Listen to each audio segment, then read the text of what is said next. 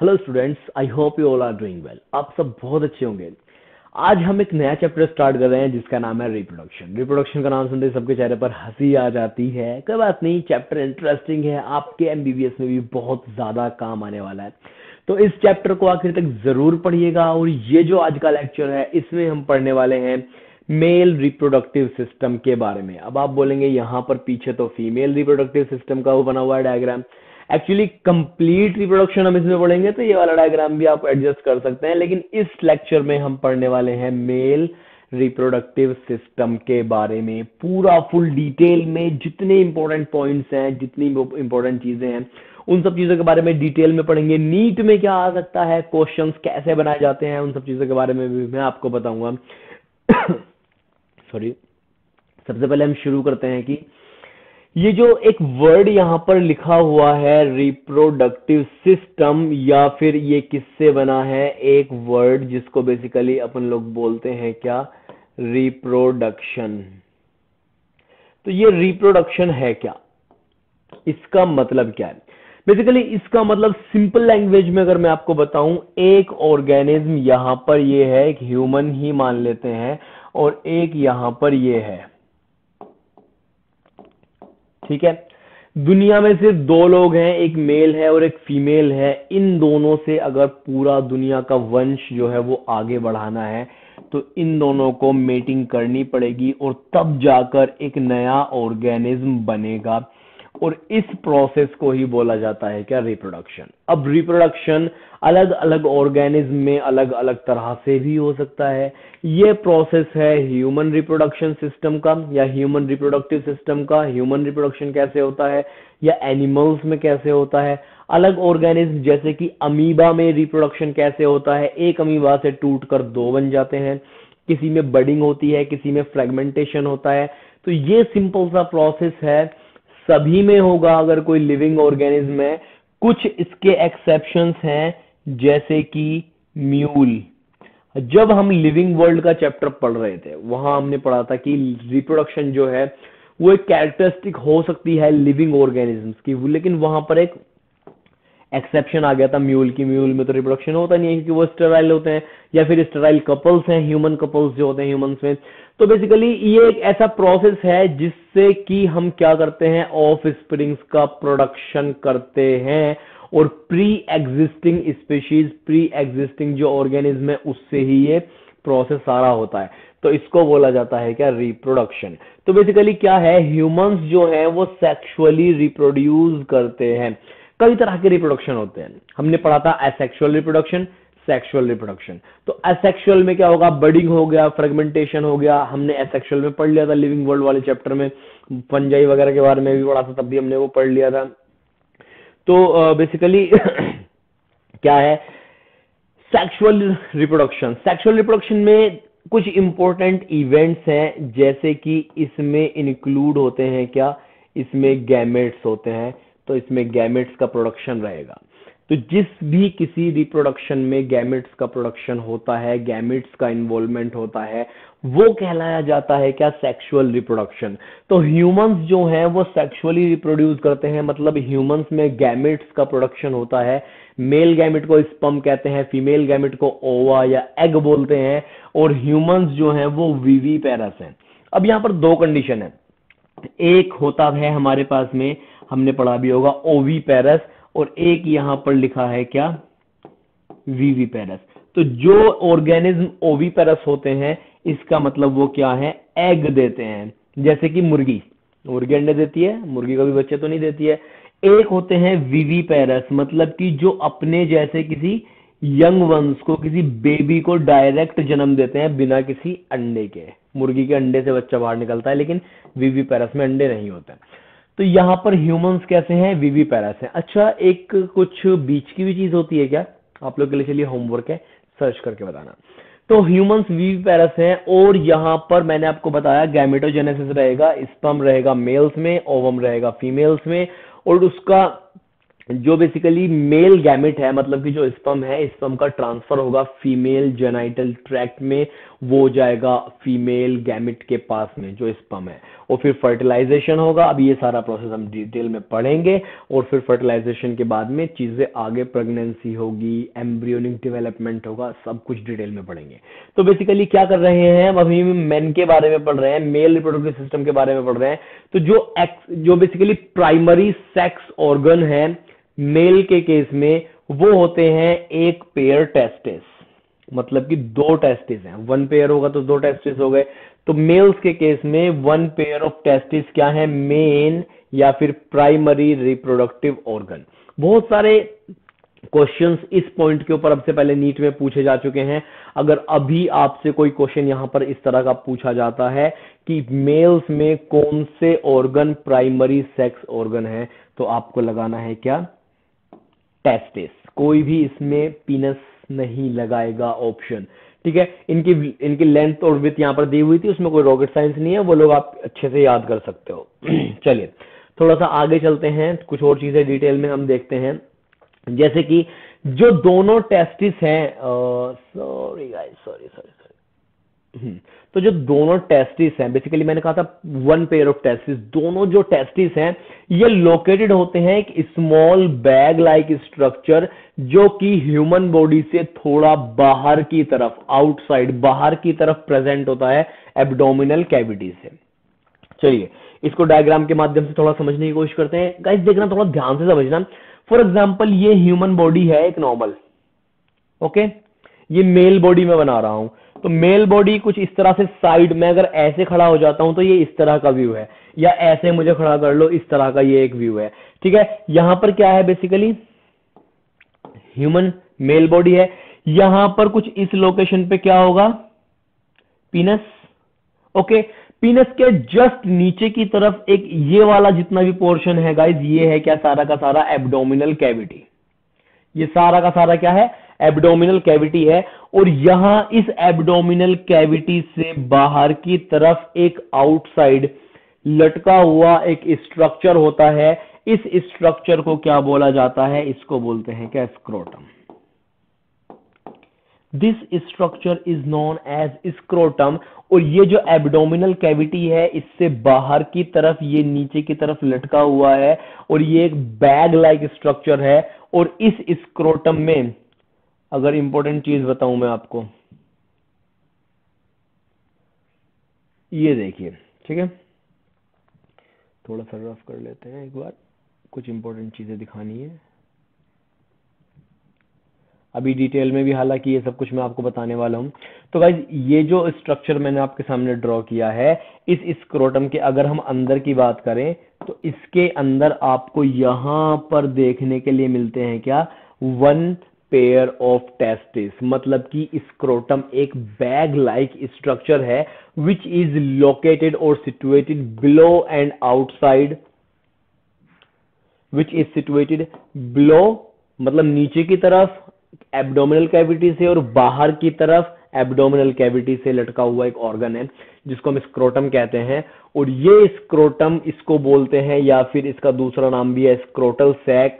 और ये क्यों लटका हुआ होता है एब्डोमिनल कैविटी से बाहर, इसका एक रीजन है।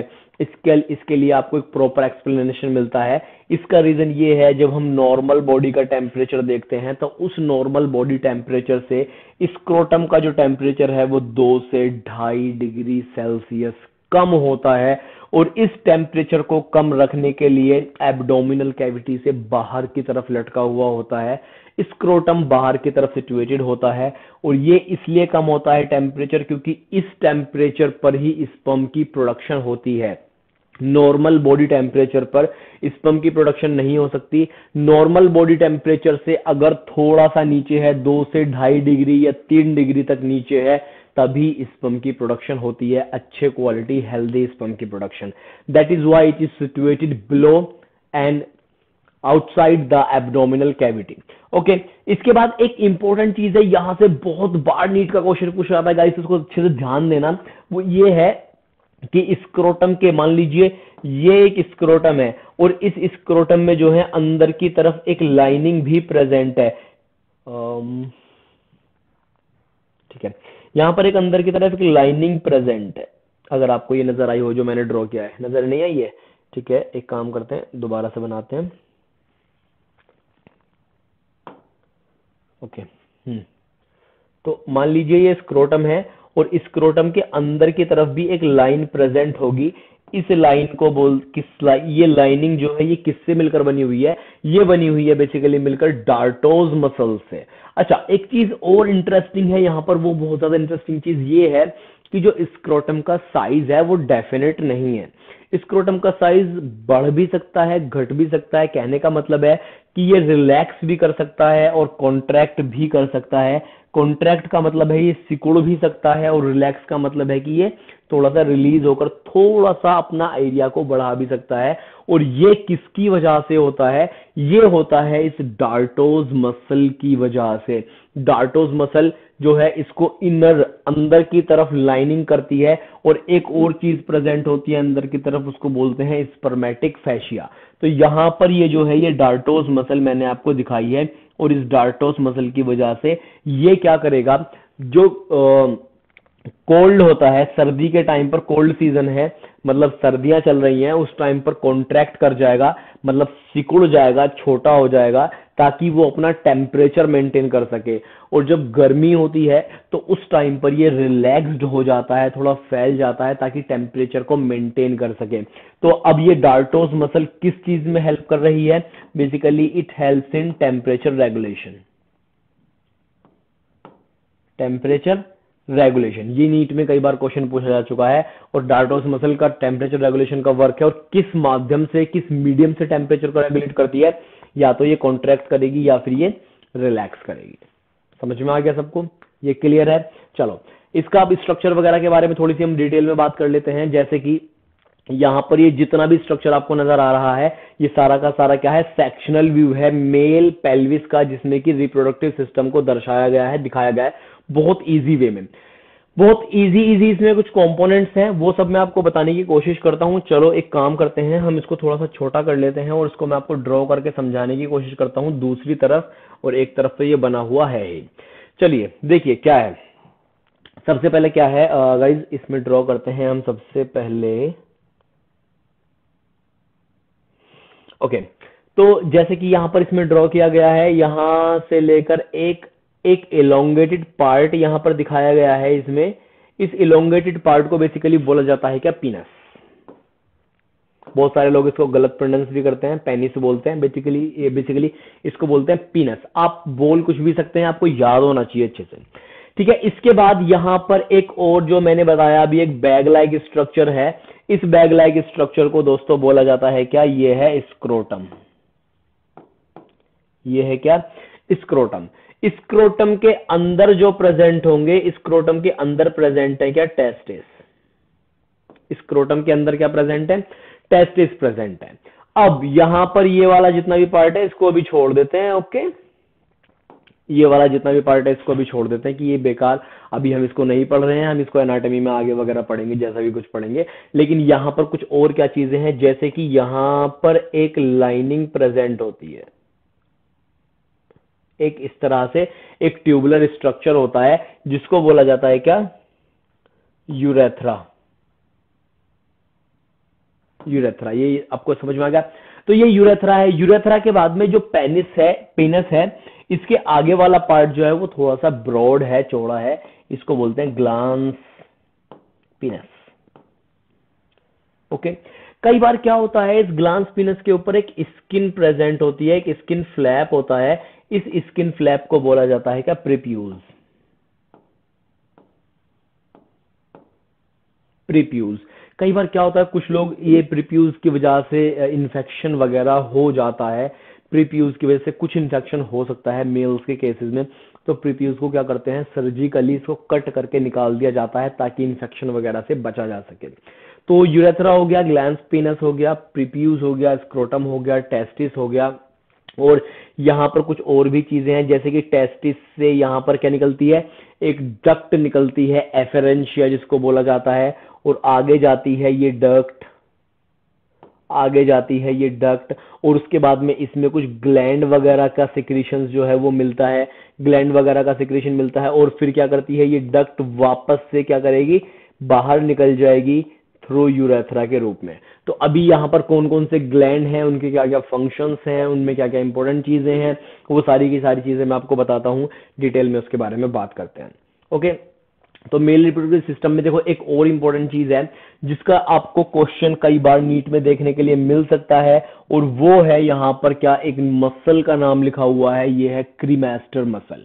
बेसिकली स्क्रोटल सैक या फिर इंगुइनल कैनाल का जितना भी रीजन है उसकी लाइनिंग जो करती है बेसिकली किसकी वजह से होती है, वो क्रीमास्टर मसल की वजह से होती है।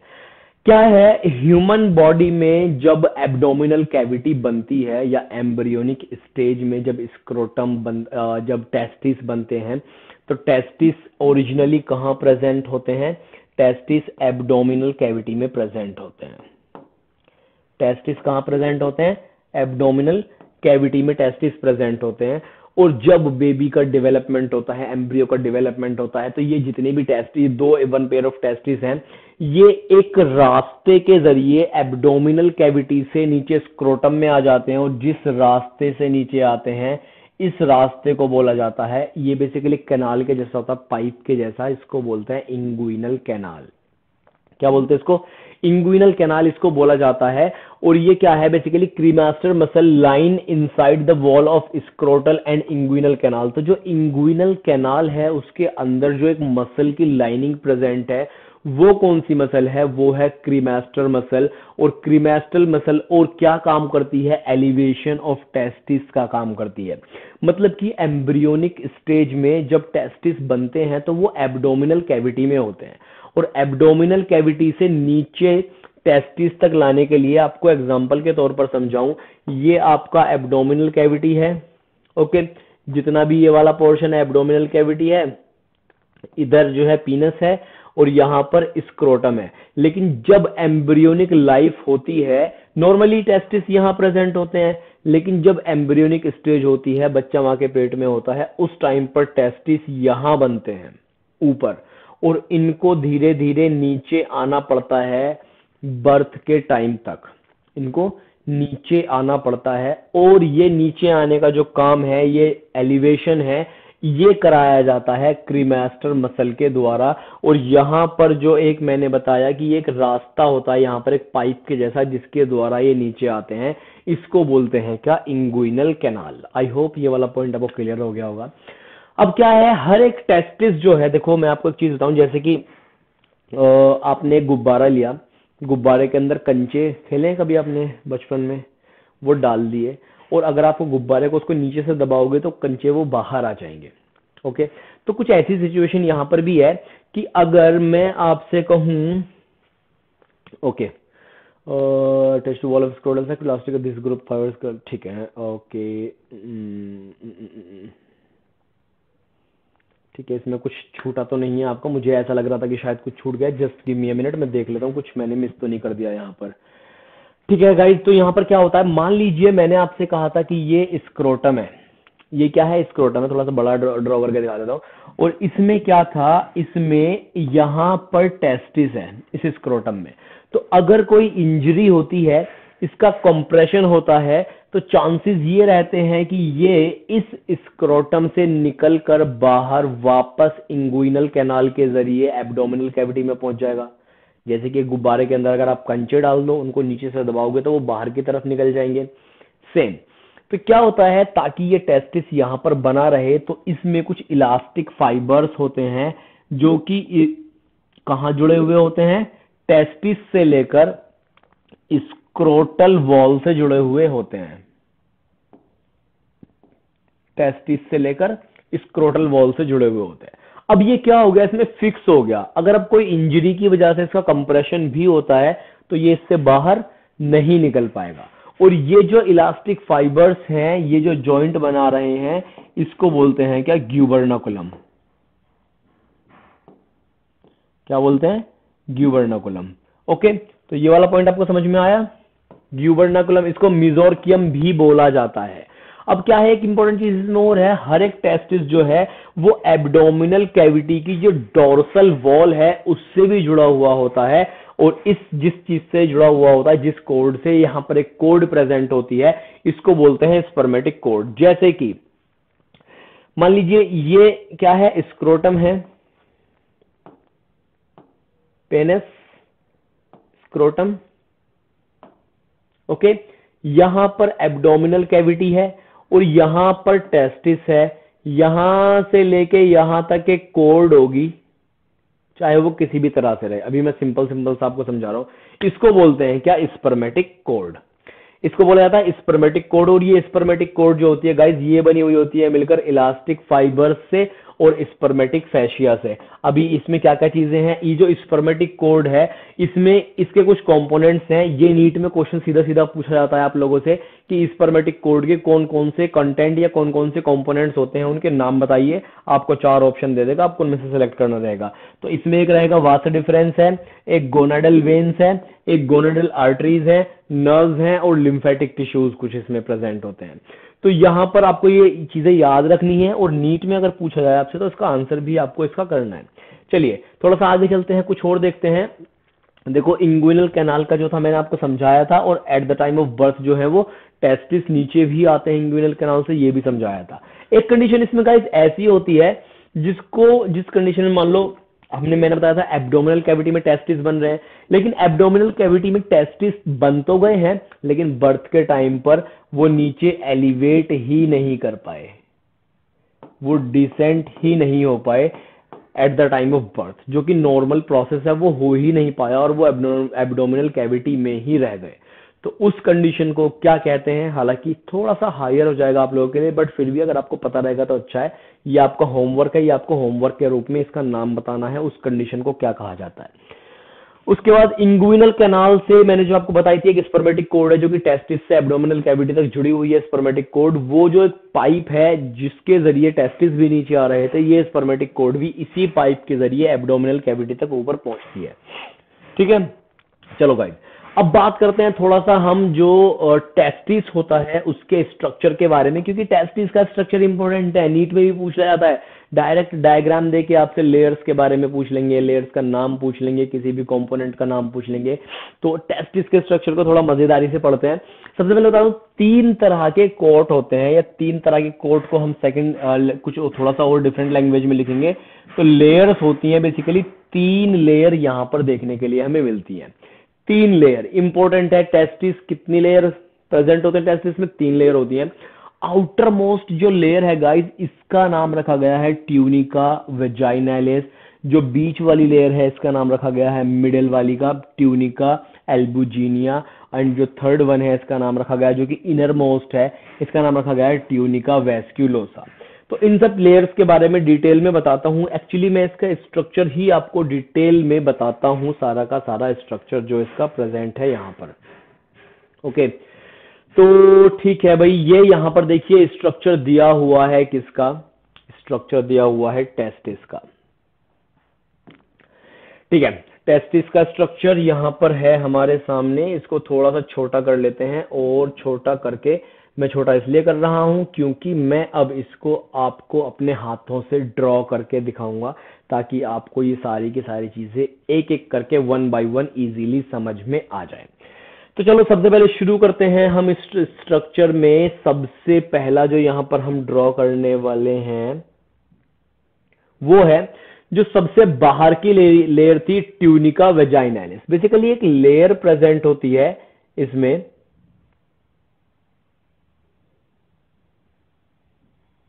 ठीक है। तो इस तरह की लेयर है, ये एक लेयर है पूरी। इस एक लेयर का एक थोड़ा बाहर का पार्ट है, एक अंदर का पार्ट है जी। ये इस तरह से बनी हुई है कि अगर मेरे पास में एक बलून है, उसमें मैंने थोड़ी सी हवा भरी और फिर उसके बाद उस बलून में मैं अपना हाथ घुसाऊं तो बलून की एक लेयर ऊपर की तरफ आ गई, एक लेयर नीचे की तरफ आ गई मेरे हाथ पे, लेकिन लेयर वो एक ही थी। उसमें अंदर की तरफ मैंने हाथ डाला है तो वो क्या हो गया है, एक ऊपर की तरफ लेयर बन गई, एक नीचे की तरफ बन गई। ऐसे ही अगर मैं इसमें अपना हाथ रख दूं तो ये एक ऊपर की है, एक नीचे की है, बाकी लेयर एक ही है, पूरी की पूरी एक ही लेयर है, बस थोड़े से इसमें फोल्डिंग्स देखने के लिए हमें मिल रहा है। तो बेसिकली क्या है, ये सबसे बाहर की लेयर जो है गाइस, ये कहलाती है क्या, ट्यूनिका वेजाइनालिस। और इसमें जो बाहर की लेयर है, इस लेयर को बोला जाता है क्या, पेराइटल लेयर। पेराइटल लेयर, इसके जो सबसे बाहर की लेयर है, इसमें पेराइटल लेयर कहा जाएगा। इसके अंदर जो ये सेकंड वाली फोल्डिंग होने के बाद में लेयर बन रही है, इस लेयर को बोलते हैं क्या, विसरल लेयर।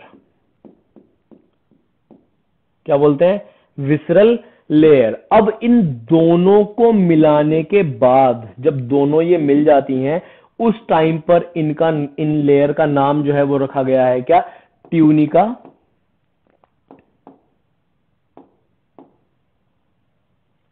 एल्बुजिनिया। ये आपको समझ में आ गया, इन दोनों को मिला के नाम रखा गया है क्या, पूरी का ट्यूनिका एल्बुजिनिया। इसके बाद इन दोनों लेयर के बीच में यहां पर एक खाली जगह भी है बेसिकली, जिसको अपन लोग क्या बोलते हैं, इसको बोला जाता है कैविटी। क्योंकि इन दोनों लेयर के बीच में ये थोड़ी सी खाली जगह है, शॉक एब्जॉर्ब करने के लिए कह सकते हैं आप, इंजरी से प्रोटेक्ट करने के लिए कह सकते हैं। तो ये एक छोटी सी कैविटी है।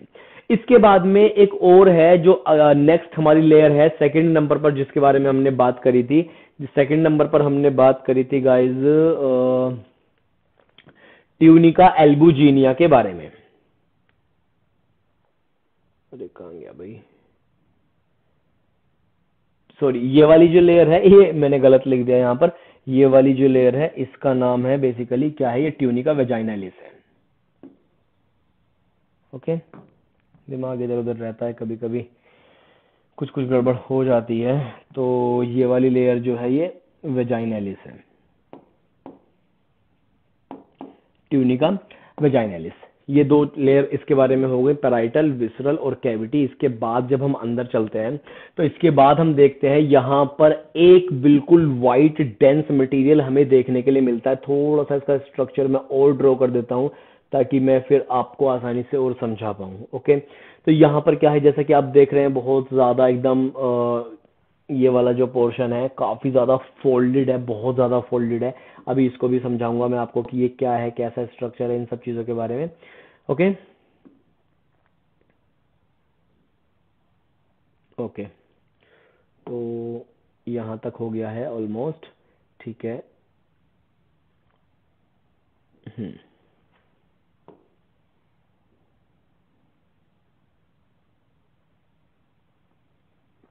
ठीक है गाइस। तो अब जब आप देखोगे तो आपको यहाँ पर छोटा छोटा बिल्कुल डेंस एक मटेरियल सा देखने के लिए मिलेगा, जैसा कि आप इस वाली पिक्चर में यहाँ पर देख सकते हैं।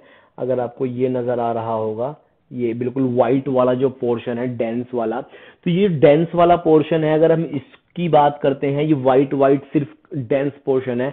ये बेसिकली एक लेयर है जो कि अंदर से चारों तरफ टेस्टिस को कवर किए हुए है, अंदर की तरफ से। जैसे कि आप अपने रूम में पेंट करवा लेते हो अंदर की तरफ चारों दीवारों पर, उस तरह से। और इसका जो नाम दिया गया है, वो इसको बोला जाता है क्या, ट्यूनिका एल्बुजिनिया। क्या बोला जाता है, ट्यूनिका एल्बुजिनिया। तो ये बेसिकली पूरे जैसे कैप्सूल की तरह है, कैप्सूल का जो इनर पार्ट है उसकी तरह है ट्यूनिका एल्बुजिनिया। और इसके बाद क्या है, एक यहां पर लेयर होती है जिसके अंदर सेमिनिफेरस ट्यूब्यूल्स पाए जाते हैं। और सेमिनिफेरस ट्यूब्यूल्स क्या रहेंगे, बेसिकली इस तरह के कुछ स्ट्रक्चर्स हैं, इनके अंदर जो है कुछ ट्यूब्यूल्स होते हैं जिनको सेमिनिफेरस ट्यूब्यूल हम कहते हैं। और ये सेमिनिफेरस ट्यूब्यूल 1 से लेकर 3 तक एक कैप्सूल के अंदर, एक कंपार्टमेंट के अंदर, एक लोब के अंदर पाए जा सकते हैं।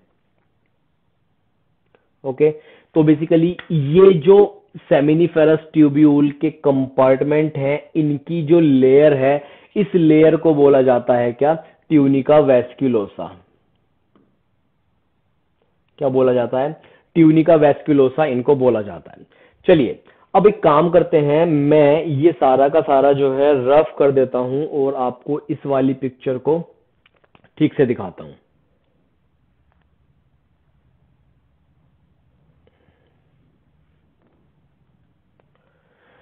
ओके गाइस, ठीक है,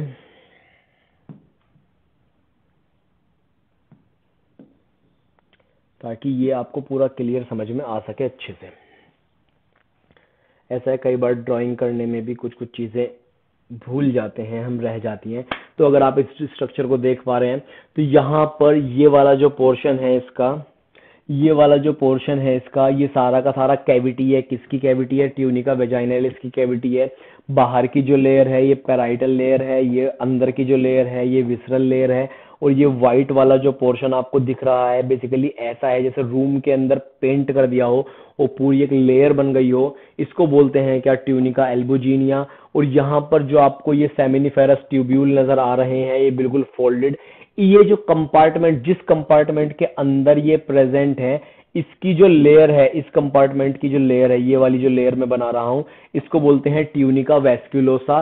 और इसके बाद ये जो ट्यूनिका वेस्क्यूलोसा है आगे जब जाएगी थोड़ा सा इधर की तरफ, इधर की तरफ, इधर की तरफ, तो ये थोड़ी डेंस हो जाती है और ये क्या बनाती है? रेटी टेस्टिस इसको बनाती है, मीडियनिम टेस्टिस इसको बना, मीडियास्टिनम टेस्टिस बनाती है या रेटी टेस्टिस बनाती है।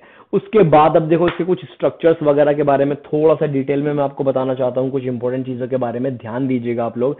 जैसे कि ये टेस्टिस है तो इसके बारे में कुछ ऐसी चीजें पूछी जाती हैं कि जो सेमिनिफेरस ट्यूब्यूल्स हैं वो एक लोब में कितने होते हैं। तो 1 से लेकर 3 तक ये सेमिनिफेरस ट्यूब्यूल एक लोब के अंदर प्रेजेंट होते हैं। जो मीडियास्टिनम टेस्टिस है वो किससे मिलकर बनी होती है? ट्यूनिका वेस्कुलोसा से ही ये इसका मॉडिफिकेशन हो जाता है। जो एफरेंट डक्ट होते हैं, ये वाले एफरेंट डक्ट जो हैं, ये देखो एफेरेंट लिखा है, E for efferent and E for exit, मतलब कि ये डक्ट बाहर की तरफ निकल रहे हैं। किससे? टेस्टिस से, इसीलिए इनका नाम पड़ा है क्या? Efferent duct. ये एफेरेंट डक्ट जो है वो रेटे टेस्टिस से बाहर की तरफ निकलते हैं। अभी क्या होगा, ये जो एफेरेंट डक्ट हैं ये बाहर की तरफ निकलते हैं और बाहर की तरफ निकलते हुए इनका जो स्ट्रक्चर है वो बहुत ज्यादा क्या हो जाता है? Highly coiled. हाईली कोइल्ड मतलब कि ऐसा लगता है उलझ गए हैं बिल्कुल एकदम आपस में। अच्छा, एक चीज और, यहां पर ये जो स्ट्रक्चर दिया हुआ है हेड ऑफ एपिडाइडमिस जिसको बताया जा रहा है, ये बताया जा रहा है बेसिकली इस वाले पोर्शन को क्या कहा जा रहा है? Head of epididymis. यहां पर एक और इसका नाम दिया गया है कैपट एपिडाइडमिस। कैपट एपिडाइडमिस बेसिकली क्या है? अगर मैं किसी एक इंसान का ऐसे यहां पर फेस ड्रॉ कर दूं और इसके बाद मैं आप इसको बोलूं कि इसने क्या पहन ली है? एक कैप पहन ली है इस तरह की, ठीक है? तो कैप है। इसी तरह से यहां पर एक जो स्ट्रक्चर है ये वाला, ये ऐसे लगता है जब इसको देखते हैं कि कैप है। किसकी कैप है? टेस्टिस की कैप है। तो इसका नाम पड़ गया है क्या? कैपट। इसको आप इस तरह से याद भी रख सकते हैं, कैपट एपिडाइडमिस। और इसको हम और क्या बोलते हैं? हेड ऑफ एपिडाइडमिस भी बोलते हैं। इस हेड ऑफ एपिडाइडमिस से क्या होता है? थोड़ा सा आगे की तरफ चीजें चलती हैं और जो इसकी हाईली कोइलिंग ये स्ट्रक्चर था, हाईली कोइल्ड स्ट्रक्चर था, ये थोड़ा सा कम कोइल्ड हो जाता है, लेकिन अभी भी ये काफी कोइल्ड है जैसा कि आप यहां पर देख सकते हैं। इतना ज्यादा नहीं है जितना ऊपर था, लेकिन थोड़ा सा कम है, लेकिन है। इसके बाद ये क्या होता है, यहां पर इसको बोला जाता है क्या? बॉडी ऑफ एपिडाइडमिस, या फिर इसका नाम दूसरा दिया गया है क्या? कॉर्पस एपिडाइडमिस इसका नाम दिया गया है। थोड़ा सा और आगे जब हम चलते हैं तो यहां पर हमें देखने के लिए मिलता है इसकी, जहां पर ये खत्म हो जाएगी ये चीज, इसको बेसिकली भी खत्म नहीं हो रही है, शुरू हो रही है बेसिकली यहां से बाहर की तरफ निकलने के लिए। पीछे वाला स्ट्रक्चर खत्म हो रहा है, इसलिए इसका नाम दिया गया है टेल ऑफ एपिडाइडमिस, या फिर साइंटिफिक नेम क्या है इसका? Cauda epididymis. अब क्या हुआ, यहां से सेमिनिफेरस ट्यूब्यूल्स गए, rete testis, mediastinum testis, efferent ductules, head of epididymis जिसको कैपेट एपिडाइडमिस भी कहते हैं। थोड़ा सा आगे चलेंगे तो बॉडी ऑफ एपिडाइडमिस, थोड़ा सा और आगे चलेंगे तो टेल ऑफ एपिडाइडमिस। और ये टेल आपने देखी होगी कि इस तरह से मुड़ के ये वापस जा रही है। एक्चुअली ये जो टेल वापस ऊपर की तरफ जा रही है ये टेस्टिस में एंटर नहीं कर रही है, बल्कि इसके पीछे से होती हुई ये ऊपर बाहर की तरफ निकल गई। ठीक है, इस टेस्टिस के पीछे से होती हुई ऊपर बाहर की तरफ निकल गई। और जब ये यहां टेस्टिस से बाहर निकलती है उस टाइम पर इसको बोला जाता है क्या? Vas deferens. क्या बोला जाता है? डक्टस डिफरेंस या फिर वास डिफरेंस। अच्छा, एक इंपॉर्टेंट चीज और है जो यहां पर ट्यूनिका वेजाइनलिस के बारे में बताया गया है, ये वाली जो लेयर है इसकी, ये बेसिकली ऑलमोस्ट पूरे ही ये वाला जो पोर्शन है ये टेस्टिस है, ये टेस्टिस है। तो ये ऑलमोस्ट सारे ही टेस्टिस को कवर करती है एक्सेप्ट इसका जो पोस्टीरियर पार्ट है, इसका जो एंटीरियर पार्ट है, बेसिकली पोस्टीरियर बोलते हैं पीछे वाले को। तो इसका जो सुपीरियर पार्ट होता है जो ऊपर की तरफ है और जो एंटीरियर पार्ट है आगे की तरफ है, ये इसको कवर नहीं करती है। क्यों? क्योंकि यहां से बाहर निकलेगी क्या, वासा डिफरेंस बाहर निकलेगी, ब्लड आर्टरीज अंदर जाएंगी, इस तरह की चीजों के लिए जगह बनाने के लिए यहाँ पर ये प्रेजेंट नहीं होती है। तो टेस्टिस का स्ट्रक्चर आप लोग को अच्छे से समझ में आ गया होगा। तीनों लेयर मैंने बताई हैं, जैसे कि इसमें मैंने बता दिया पैराइटल क्या है, विसरल लेयर क्या है, मैंने बता दिया आपको ये कुछ बॉर्डर यहाँ पर प्रेजेंट होते हैं, बॉर्डर को कवर नहीं करती है इनकी, ये बेसिकली ब्लड सप्लाई वगैरह की वजह से। ट्यूनिका एल्बुजिना के बारे में, मीडियास्टिनम टेस्टिस के बारे में हमने बताई हैं कुछ चीजें। इसमें क्या है, एक ये सब कुछ मैंने आपको बताया, 1 से लेकर 3 सेमिनिफेरस ट्यूब्यूल्स तक प्रेजेंट हो सकते हैं। जल्दी से फटाफट इसको एक बार थोड़ा सा रिवाइज कर लेते हैं। इसके बाद क्या है, एपिडाइडमिस क्या है, 3 पार्ट होते हैं और इसकी जो लेंथ है वो लगभग 6 मीटर तक हो सकती है। अब आप बोलेंगे 1 मीटर इतना होता है गाइस, अगर मैं आपको दिखाऊं, ठीक है, इतना मेरे यहाँ इस शोल्डर से लेकर मेरे इस वाले हाथ के फिंगर टिप्स तक 1 मीटर होता है। अब यहाँ पर लिखा हुआ है कि जो ये है एपिडाइडमिस है, इसकी लेंथ 6 मीटर तक होती है। कैसे हो सकती है हमारी, मैं 6 मीटर का नहीं होऊंगा, इसकी लेंथ 6 मीटर कैसे होगी? तो मैंने जो आपको बताया था कि ये हाईली कोइल्ड होती है, हाईली कोइल्ड होती है। और वो हाईली कोइल्ड से छोटा स्ट्रक्चर उसका कैसे हो जाता है, जैसे कि रील आपने देखी होगी जिससे धागे से धागा होता है, जिसमें जिससे टेलर जो है वो कपड़े सिलता है, वो एक उसके ऊपर लिपटी हुई होती है, किसी पेपर का जो एक रोल सा होता है उसके ऊपर लिपटी हुई होती है। तो वो इतनी छोटी सी रील बन जाती है, अगर हम उस रील को खोलेंगे दूर तक तो वो 1 किलोमीटर लंबी हो जाएगी। तो ये वाला कॉन्सेप्ट यहाँ पर भी लागू होता है कि ये जो एपिडाइडमिस है वो बहुत ज्यादा हाईली कोइल्ड होती है और इसीलिए वो छोटे से स्क्रोटम के ऊपर जो है वो आसानी से फिट हो जाती है, अदरवाइज वो नहीं हो पाएगी। इसको ऊपर वाले पार्ट को जो हाईली कोइल्ड है कैपिट एपिडाइडमिस बोलते हैं, मिडिल पार्ट को जो बॉडी ऑफ एपिडाइडमिस है उसको कॉर्पस एपिडाइडमिस कहते हैं, और जो नीचे का पार्ट है उसको कोडा एपिडाइडमिस या फिर ग्लोबस माइनर भी कहा जाता है, और ऊपर वाले को ग्लोबस मेजर भी कहा जाता है। आई होप ये आपको समझ में आया होगा। अब बात करते हैं कुछ इंपॉर्टेंट कंपोनेंट्स की जो कि रिलेटेड है मेल रिप्रोडक्टिव सिस्टम में, स्पेशली ग्लैंड्स वगैरह की बात करते हैं। जैसे कि इसमें आते हैं क्या, सेमिनल वेसिकल्स हैं, प्रोस्टेट ग्लैंड है, कॉपर्स ग्लैंड है या फिर बल्बो यूरेथ्रल ग्लैंड है। ये वाला जो ग्लैंड है बच्चों, बल्बो यूरेथ्रल ग्लैंड, ये होमोलोगस है, एक ग्लैंड फीमेल्स में प्रेजेंट होता है उस ग्लैंड के। तो जब अभी हम फीमेल रिप्रोडक्टिव सिस्टम पढ़ेंगे वहां पर हम इस ग्लैंड के बारे में डिटेल में पढ़ने वाले हैं। नोट्स वगैरह आपको सभी एफिनिटी के ऐप के ऊपर फ्री में मिल जाएंगे, जाकर आप डाउनलोड कर सकते हैं। तो बेसिकली क्या है, इन ग्लैंड का सिक्रीशंस देखो, मैंने आपको बताया, अभी हम पढ़ेंगे, मैं आपको बताऊंगा कि मान लीजिए ये स्पर्म सेल है, ये स्पर्म सेल है, और स्पर्म सेल अगर हम बात करें कि जो भी इजैकुलेशन होता है ह्यूमन मेल बॉडी से, क्या सिर्फ उसमें स्पर्म होता है? बिल्कुल भी नहीं, वहां पर कई सारे कंपोनेंट्स प्रेजेंट होते हैं जिनमें से कि एक स्पर्म होता है। तो स्पर्म के अलावा कौन कौन सी चीजें होती हैं, जो भी इजैकुलेशन होता है या फिर सिक्रीशन होता है मेल बॉडी से, उसमें कुछ चीजें होती हैं, जैसे कि जितनी भी सिक्रीशंस होंगे उसमें क्या होगा, सबसे पहला उस पूरे के पूरे को बोलते हैं सेमिनल प्लाज्मा, जो जिसमें प्रेजेंट होता है फ्रक्टोज, जिसमें प्रेजेंट होता है कैल्शियम, जिसमें प्रेजेंट होता है एंजाइम्स वगैरह प्रेजेंट होते हैं, और इसमें कुछ ल्यूब्रिकेंट्स भी प्रेजेंट होते हैं जो कि बल्बो यूरेथ्रल ग्लैंड की वजह से सिक्रेट होते हैं। अब इसमें एक चीज है यहाँ पर फ्रक्टोज। देखो भाई, अगर आपने ग्लाइकोलिसिस वगैरह पढ़ा है तो आपको ये पता होगा कि ग्लूकोज से क्या बनती है, एटीपी बनती है, ग्लूकोज से एटीपी प्रोडक्शन होता है। तो ये जो यहाँ पर फ्रक्टोज है, basically this fructose act as a fuel for sperm, ठीक है, फ्रक्टोज याद रखना। चलिए, बेसिकली क्या है, जो सेमिनल वेसिकल है, अगर नीट में आपसे क्वेश्चन पूछ ले जाए कि एम्ब्रियो में ऐसा कौन सा कंपोनेंट था जिससे ये सेमिनल वेसिकल की फॉर्मेशन हुई थी, तो सेमिनल वेसिकल की जो फॉर्मेशन होती है वो होती है, एक डक्ट होती है एम्ब्रियो में, उसको बोलते हैं क्या, वोल्फियन डक्ट। और इस डक्ट जब ये एम्ब्रियो का फुल डेवलपमेंट हो जाता है, बेबी का जन्म होता है, उस टाइम पर ये वॉल्फियन डक्ट जो है गाइस ये कन्वर्ट हो जाती है किसमें, सेमिनल वेसिकल में। और ये इसकी जो इनर लाइनिंग होती है ये बेसिकली किससे मिलकर बनी होती है, ग्लैंडुलर एपिथेलियम टिश्यू से मिलकर बनी होती है, जो कि सेमिनल फ्लूइड को सिक्रीट करता है, ये वाला जितना भी इसका लाइनिंग है।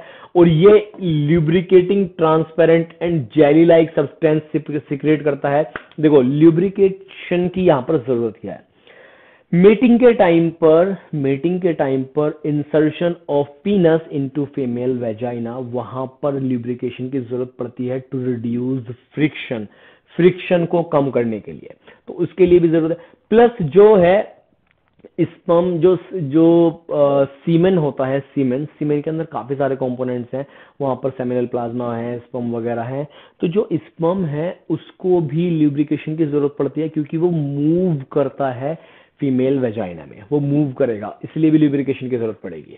और ये जो टोटल ये सिक्रीशन है, ये टोटल सीमेन का 60 to 70% पार्ट का फॉर्मेशन करते हैं। और इसका जो पीएच है वो थोड़ा सा एल्कलाइन है, 7.3। मैंने आपको बताया था फ्रक्टोज जो है वो एटीपी यानी कि फ्यूल की तरह एक्ट करेगा सीमेन में। इसमें और क्या है, fibrinogen, prostaglandin, citrate, inositol, several proteins, ये सारे के सारे इस प्लाज्मा में, इस सिक्रीशन में प्रेजेंट होंगे। और एक अब आता है नेक्स्ट, प्रोस्टेट ग्लैंड।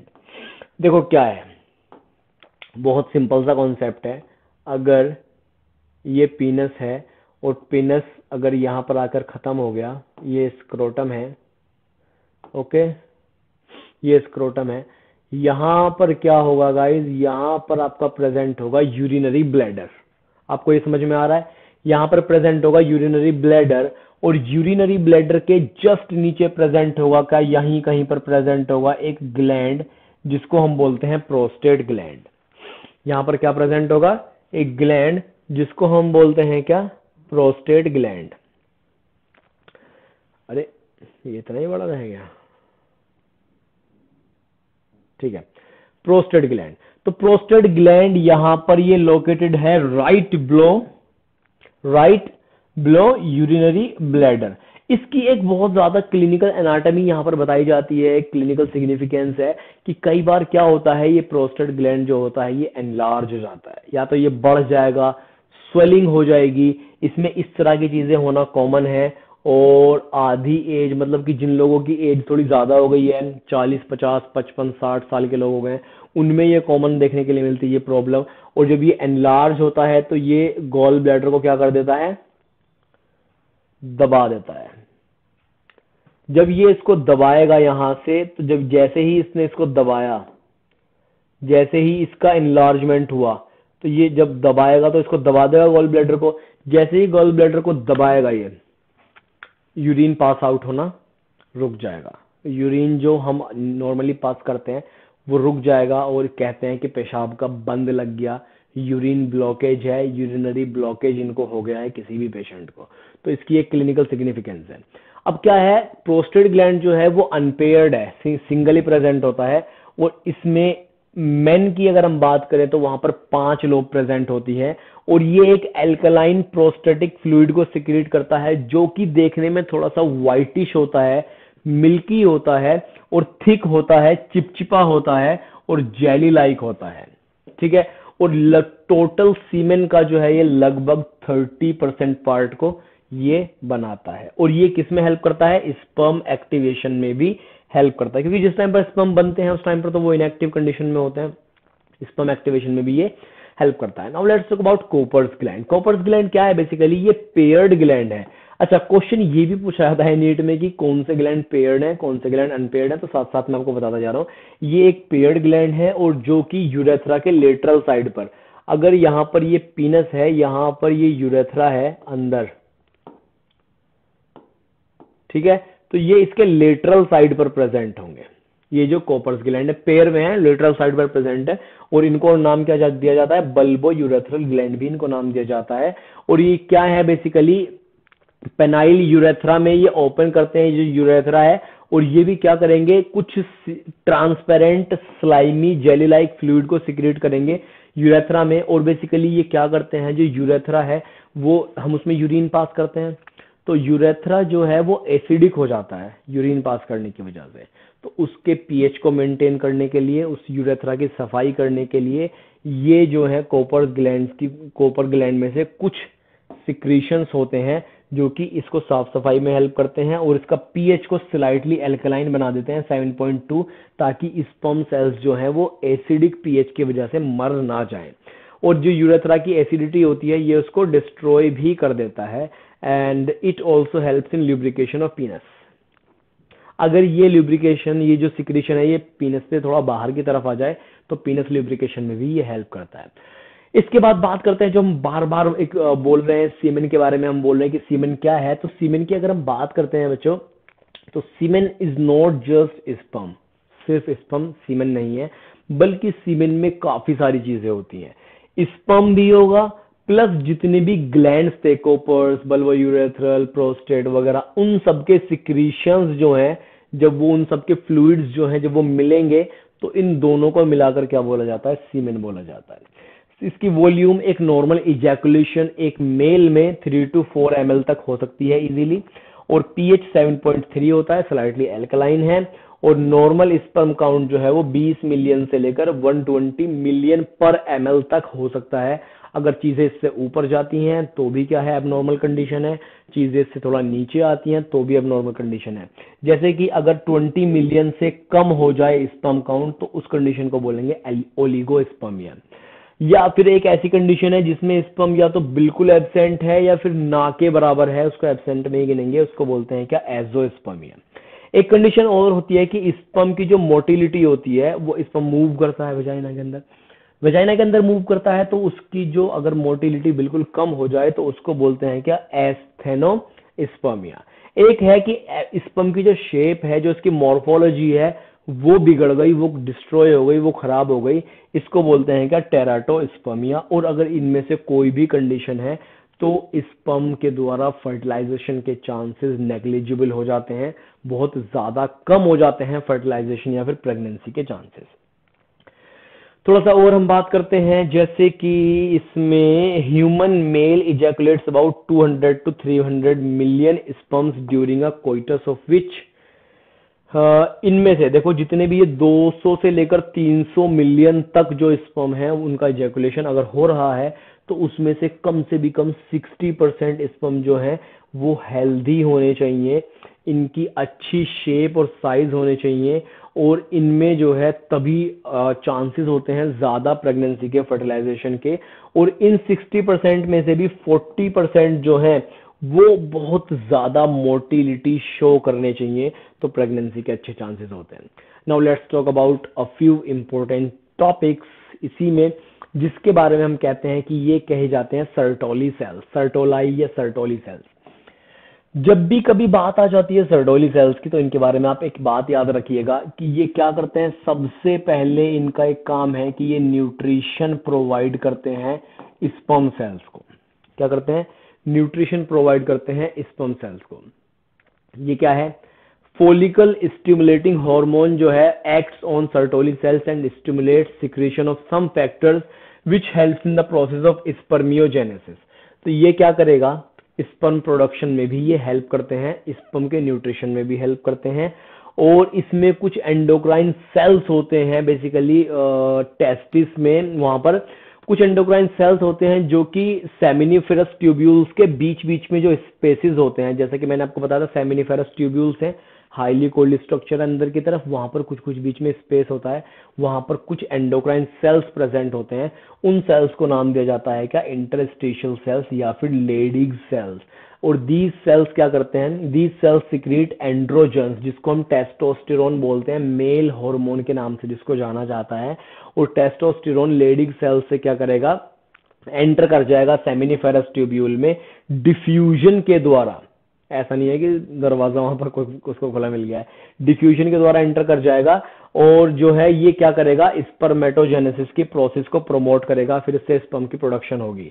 और इसमें क्या है बेसिकली, जो लेडिग सेल्स हैं, Leydig cells synthesise and secrete testicular hormones called androgens, other immunologically competent cells are also present. तो यहां से एक इंपॉर्टेंट चीज हमको क्या पता चलती है, स्पर्म को न्यूट्रिशन तो मिल ही रहा है, स्पर्म का प्रोडक्शन तो हो ही रहा है, एक और इंपॉर्टेंट सेल कुछ यहां से बन रहे हैं जिनको हम बोलते हैं इम्यूनोलॉजिकल सेल्स। बेसिकली कोई ऐसे सेल्स होंगे जो कि किसी एंटीजन वगैरह के लिए बहुत ज्यादा हार्मफुल होंगे। तो ये क्वेश्चन भी अगर पूछ ले जाए नीट में कि यहाँ पर क्या कुछ इम्यूनोलॉजिकल सेल्स प्रेजेंट होते हैं, तो यस प्रेजेंट होते हैं। तो अभी ये मैंने बताया था, न्यूट्रिशन प्रोवाइड करेंगे जर्म सेल्स को, जर्म सेल्स स्पर्म को ही बोला जाता है। और इसके बाद में क्या है, ये अगर कोई स्पर्म जो है वो डेड हो गया या इंजर्ड हो गया तो ये इसको खा के भी खत्म कर देते हैं, ठीक है। सर्टोली सेल्स क्या करेंगे, कुछ चीजों का ये प्रोडक्शन करते हैं, जैसे कि इनहिबिन और एंटी मलेरियन हार्मोन का ये प्रोडक्शन भी करते हैं। और क्या करते हैं, Sertoli cells can synthesise oestrogen from testosterone, इसका भी कर सकते हैं। अब यहाँ पर आप देख सकते हैं जैसे कि यहाँ पर ये छोटे छोटे से चीजें जो यहाँ पर दिखाई हुई हैं, ये बेसिकली क्या है, अभी इमेच्योर स्पर्म है जिसको हम क्या बोलते हैं, स्पर्मेटोजोआ जिसको बोला जाता है। और यहाँ पर ये छोटे छोटे से क्या है, प्राइमोर्डियल सेल्स है जिनको हम स्पर्मेटोगोनिया बोलते हैं। और यहाँ पर बीच बीच में कुछ सेल्स प्रेजेंट हैं जिसको हम इंटरस्टिशियल सेल्स बोलते हैं। और यहाँ पर ये कुछ सेल्स इस तरह से दिखाए हुए हैं, थोड़े से अगर आपको ये नजर आ रहे हो क्लियरली, ये सर्टोली सेल्स हैं। मान लीजिए ये एक सर्टोली सेल है और एक स्पर्म इसमें इस तरह से करके एम्बेडेड होता है ताकि इसके हेड में ये क्या प्रोवाइड कर सके, न्यूट्रिशन। इसी तरह से यहाँ पर सारे के सारे स्पर्म आपको यहाँ दिख जाएंगे, कुछ स्पर्म यहाँ दिख जाएंगे, यहाँ दिख जाएंगे आपको, उसके अलावा और आपको यहाँ दिख जाएंगे। तो ये इस तरह से एम्बेडेड है इन सर्टोली सेल्स के अंदर ताकि ये न्यूट्रिशन वगैरह ले सके। चलिए अब बात करते हैं थोड़ा सा मेन टॉपिक की तरफ। मेन टॉपिक है बेसिकली क्या, हम बात करने वाले हैं पीनस के बारे में। तो मेल्स के केस में एक्सटर्नल जेनिटालिया जो ऑर्गन है उसको बोलते हैं क्या, पेनस। इसमें कुछ स्पेशल टिश्यूज होते हैं जिनको हम बोलते हैं इरेक्टाइल टिश्यू, बेसिकली जो कि इरेक्ट कर सकते हैं, जो कि कॉन्ट्रैक्ट भी कर सकते हैं, रिलैक्स भी कर सकते हैं। वो उनमें हार्डनिंग भी ज्यादा हो सकती है, कम भी हो सकती है। तो बेसिकली क्या है, जो सबसे बाहर का जो पोर्शन है उसको बोला जाता है ब्रॉड, पीनस का जो एकदम एक्सटेंडेड ब्रॉड पोर्शन है उसको ग्लैंस पेनिस कहते हैं। इसको बल्जिंग एरिया भी कहा जाता है। और कई बार ये बल्जिंग एरिया या ग्लैंस पेनिस जो है वो एक स्किन से कवर्ड होता है, इस स्किन को बोला जाता है प्रीप्यूज या फिर फोर स्किन भी इसको बोलते हैं। उसको सर्जिकली कट करके भी निकाल दिया जाता है, ठीक है। और इस प्रोसेस को बोला जाता है क्या, सर्कमसिजन, ठीक है। इसके बाद में थोड़ा सा आगे हम देखते हैं, ओके, ठीक है। As you can see here guys, this is the structure, diagrammatic view है मेल रिप्रोडक्टिव सिस्टम का। अगर इसको हम थोड़ा सा डिटेल में देखेंगे, थोड़ा सा जूम कर लेता हूं मैं इसको ताकि सारी चीजें मैं आपको थोड़ा इजीली समझा पाऊं। ओके, तो अगर आप यहाँ पर देखते हैं तो एक मस्कुलर टाइप का ऑर्गन आपको नजर आ जाता है बहुत इजी वे में। यहाँ पर जो ये देखो, इसमें जो मैंने आपको बताई थी कुछ मसल्स होती हैं, इरेक्टाइल टिश्यूज इसमें प्रेजेंट होते हैं। यहाँ पर अगर आप देखोगे तो एक आपको मसल नजर आ रही होगी इस साइड और सेम एक मसल आपको नजर आ रही होगी इस साइड। तो ये क्या है, एक इरेक्टाइल टिश्यू है, इसका नाम मैं अभी बताऊंगा। एक तो इरेक्टाइल टिश्यू ये हो गया, प्लस एक इरेक्टाइल टिश्यू इसमें पीछे की तरफ भी प्रेजेंट है जो कि आगे तक प्रेजेंट होता है, ठीक है। तो टोटल कितने हैं erectile tissue, total 2 erectile tissue हैं, जिसमें से कि एक इरेक्टाइल टिश्यू लेटरल साइड है, मतलब कि यूरेथ्रा के इस साइड है और इस साइड है। और एक इरेक्टाइल टिश्यू ऐसा है जो जहां से पेनिस स्टार्ट हो रहा है वहां से लेकर और जो ग्लैंस पेनिस है इसके एंड तक खत्म होता है। और जो 2 टिश्यू ऐसे हैं जो कि ग्लैंस पेनिस के जो है टर्मिनल पार्ट पर जाकर खत्म हो जाते हैं। तो ये जनरल स्ट्रक्चर है। बीच का जो पोर्शन है इसको बोला जाता है क्या, यूरेथ्रा। और यूरेथ्रा के दोनों लेटरल साइड पर बल्बो यूरेथ्रल ग्लैंड यहां पर प्रेजेंट है, जो आप इनको देख सकते हैं। थोड़ा सा हम बात करते हैं अब किसके बारे में, ये जो टिश्यू थे, इरेक्टाइल टिश्यू। तो देखो, जो मैंने बताया था right and left erectile tissue थे, उनको बोला जाता है क्या, कॉर्पोरा केवर्नोसा। जो कि मान लो अगर ये पीनस है ऐसे, और बीच में क्या है, यूरेथ्रा है, तो इसके साइड में एक यहां पर लेफ्ट में, एक यहां पर राइट में, इनको बोला जाता है क्या, कॉर्पोरा केवर्नोसा। और एक है जो कि पूरा लास्ट तक आता है, इधर से होना शुरू होता है और लास्ट तक ये एक्सटेंड करता है, इसको बोलता है क्या, मीडियन कॉर्पस स्पोंजियोसम। कॉर्पस स्पोंजियोसम इस टिश्यू को बोला जाता है। तो आई होप ये आपको समझ में आ गया होगा। और जो कॉर्पस स्पोंजियोसम है, ये क्या करता है, यूरेथ्रा को सीधा ट्रांसवर्सली एक्सपेंडेड पार्ट में नीचे की तरफ आ जाता है। अब एक चीज है एनलार्जमेंट, या फिर इसको बोलते हैं हम इरेक्शन। कैसे होता है, क्यों होता है? बेसिकली इरेक्शन की अगर हम बात करें तो इरेक्शन क्या होता है, यहां पर जो मेल रिप्रोडक्टिव सिस्टम का जो एक्सटर्नल जेनिटलिया वाला पार्ट है, यहां पर क्या होता है, ब्लड सप्लाई होती है बहुत ज्यादा। ब्लड सप्लाई यहां पर काफी ज्यादा होती है। तो ब्लड सप्लाई जब ह्यूमन बॉडी में कहीं पर भी होगी, इसमें मतलब कि बहुत ज्यादा क्या होते हैं, आर्टरीज, वेन्स वगैरह होते हैं, तो ब्लड सप्लाई ज्यादा होती है। तो जब किसी इंसान को कुछ ऐसा फीलिंग आती है रिलेटेड टू सेक्सुअल इंटरकोर्स, तो वहां पर एकदम से ब्लड की सप्लाई बढ़ जाती है और आर्टरीज और वेन्स जो हैं वो ब्लड से भर जाते हैं, और उनके ब्लड सप्लाई बढ़ने की वजह से पीनस का इरेक्शन होता है। तो this is the simple mechanism जो मैंने आपको बताया किस तरह से इसका इरेक्शन होता है। सो गाइज बेसिकली क्या है ये सब चीजें। एक चीज हाँ मैंने आपको ये बताना भूल गया मैं, ऑर्कियोपेक्सी क्या है। हम शुरू में पढ़ रहे थे कि टेस्टिस एब्डोमिनल कैविटी में बनते हैं और वो इंग्विनल कैनाल के जरिए किस में आ जाते हैं, वो स्क्रोटम में आ जाते हैं। लेकिन एक ऐसी कंडीशन है जिसमें कि वो आ ही नहीं पाते, ये कैसे रह जाते हैं, एब्डोमिनल कैविटी में ही रह जाते हैं, और उनको बाद में सर्जिकल प्रोसेस के जरिए, जब उनका बचपना है, बच्चा पैदा हो गया लेकिन टेस्टिस एब्डोमिनल कैविटी में ही रह गए हैं, तो उस टाइम पर उनकी सर्जरी की जाती है। सर्जिकल प्रोसेस के जरिए इस टेस्टिस को नीचे स्क्रोटम में लाया जाता है, स्क्रोटल सैक में लाया जाता है, और इस प्रोसेस को बोलते हैं क्या, ऑर्कियोपेक्सी इसको बोला जाता है। ठीक है, cutting off vas deferens vasectomy हो गया, erection of penis controlled by parasympathetic nervous system, and ejaculation of semen is controlled by sympathetic nervous system. I hope ये आपको क्लियर हो गया होगा। कोई भी डाउट्स वगैरह रहेंगे आप पूछ सकते हैं, बहुत इजीली नोट्स आपको मिल जाएंगे एफिनिटी के ऊपर, जाकर डाउनलोड कर लीजिएगा। किसी भी डाउट्स के लिए हमारे साथ बने रहिए। नीट अगर आपको क्वालिफाई करना है तो आप जिम्मेदारी हमारे ऊपर छोड़ दीजिए, बस आप रेगुलरली पढ़ते रहिए। चलिए मिलते हैं नेक्स्ट लेक्चर में। हेलो स्टूडेंट्स, कैसे हैं आप सब? उम्मीद करते हैं बहुत अच्छे होंगे। आज का जो टॉपिक है हमारा, आज हम पढ़ने वाले हैं फीमेल रिप्रोडक्टिव सिस्टम के बारे में। सारी की सारी चीजें हम डिटेल में पढ़ेंगे, नीट के related important points, important questions जो आ सकते हैं वो मैं आपको बताऊंगा, और एकदम सब चीजों को अच्छे से पढ़ने वाले हैं। तो इस वीडियो को, इस लेक्चर को आखिर तक जरूर देखिएगा। तो चलिए बिना किसी देरी के शुरू करते हैं। अरे ये तो मैं ही आ गया, मतलब टॉपिक शुरू करते हैं, मुझे तो आप लोग जानते ही हो।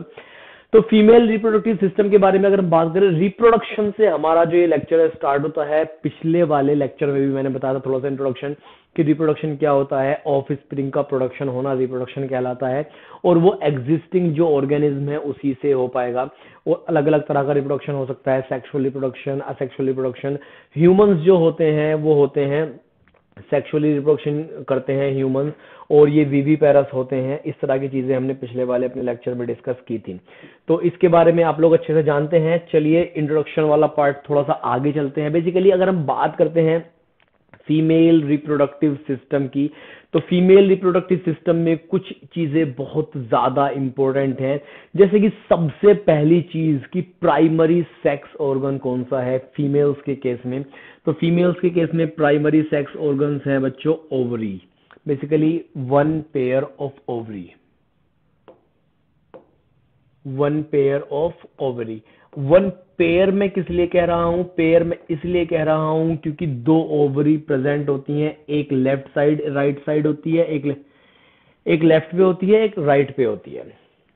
दो ओवरी हैं तो वन पेयर में कहलाएंगी, और यही ओवरी से जो है जो भी एग है या फिर हम जिसको बोलते हैं ओवम जिसको बोलते हैं, oocyte जिसको बोलते हैं, वो रिलीज होता है, फिर उसी से जो है फर्टिलाइजेशन होता है। वो कैसे होंगी सारी चीजें, वो सब चीजें भी हम यहाँ पे डिटेल में पढ़ेंगे। फिलहाल हम इन सब चीजों का जो स्ट्रक्चर है, कैसे बना है, क्या क्या कंपोनेंट हैं, क्या क्या ग्लैंड्स हैं, क्या क्या सब चीजों के बारे में हम पढ़ने वाले हैं। तो बेसिकली ये डायग्रामेटिक सेक्शनल व्यू है फीमेल रिप्रोडक्टिव सिस्टम का, और फीमेल रिप्रोडक्टिव सिस्टम में जो प्राइमरी सेक्स ऑर्गन है वो है वन पेयर ऑफ ओवरी, जो कि एक लेफ्ट और एक राइट में प्रेजेंट होती है। इसकी बात अगर हम करें तो जो ये ओवरी है ये एब्डोमिनल कैविटी में लोकेटेड है, और ये जो ओवरी है बेसिकली अगर आप यहाँ थोड़ा सा ध्यान से देखेंगे तो एक ये राउंडेड ये स्फेरिकल सा स्ट्रक्चर आपको नजर आएगा, इसी को कहते हैं ओवरी, और एक यहाँ पर भी है।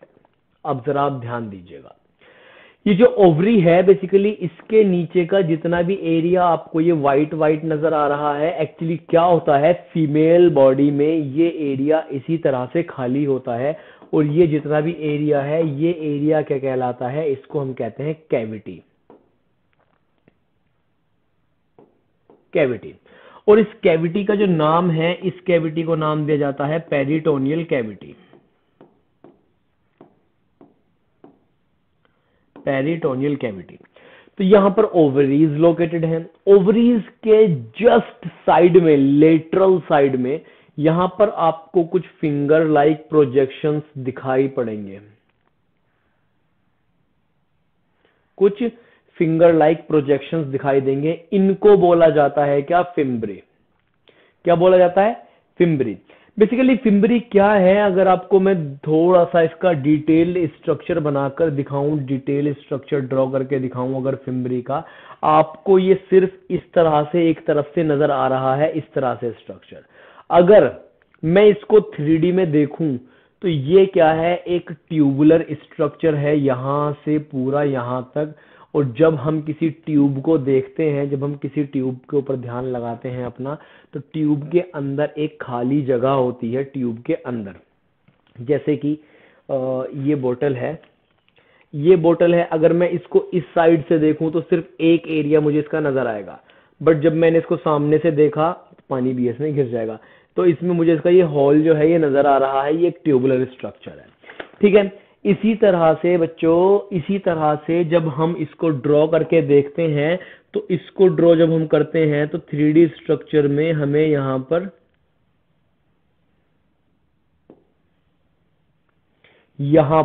ये फिंगर लाइक प्रोजेक्शंस हैं जो हमें नजर आ रहे हैं, और बीच में जो ट्यूबुलर स्ट्रक्चर था इसके बीच में जो खाली जगह आती है हमें वो नजर आ रही है। ये जगह खाली क्यों है, क्यों ऐसे पड़ी हुई है खाली, इसका क्या काम है, ये मैं आपको बताऊंगा अभी। बेसिकली क्या होता है, यहाँ पर ये फिम्बरी है, और जो फिम्बरी का एक स्ट्रक्चर जो मेन रोल है, अब मैं वो आपको बताता हूँ। थोड़ा सा यहाँ से मैं इसको ड्रॉ कर लेता हूँ कि इसके बाद मैं समझा पाऊँ आपको ये सारी की सारी चीजें। ठीक है, हाँ। तो क्या होगा, इस ओवरी से रिलीज होगा एक सेकेंडरी oocyte, या जिसको हम एग बोलते हैं, जिसको हम ओवम बोलते हैं। ठीक है, मान लीजिए ये क्या हो गया, ये एग हो गया रिलीज ओवरी से मेंस्ट्रुअल साइकिल के टाइम पर। जो मेंस्ट्रुअल साइकिल है इसका लेक्चर हम डिटेल में अलग से पढ़ेंगे, तो वो एक अलग पार्ट है। लेकिन अभी आप सिर्फ इतना समझो कि एक ओवरी से एक एग यहाँ पर रिलीज हो गया, और ये जो एग रिलीज हुआ मैंने बताया था ये सारी की सारी एक कैविटी है।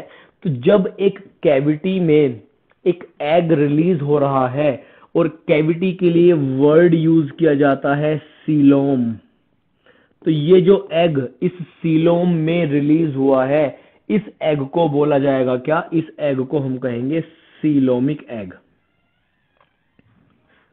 तो सीलोमिक एग क्या होता है आपको समझ में आ गया, वो सेकेंडरी oocyte ही है, लेकिन जब वो रिलीज हुआ ओवरी से इस सीलोम में, तो इसको बोलेंगे सीलोमिक एग। अब जब ये एग यहाँ रिलीज हो गया, इस एग के रिलीज होने के बाद यहाँ पर जो ये मतलब बिल्कुल पास रिलीज होगा, थोड़ा सा मैं डिटेल में समझा रहा हूँ दूर दूर ड्रॉ करके।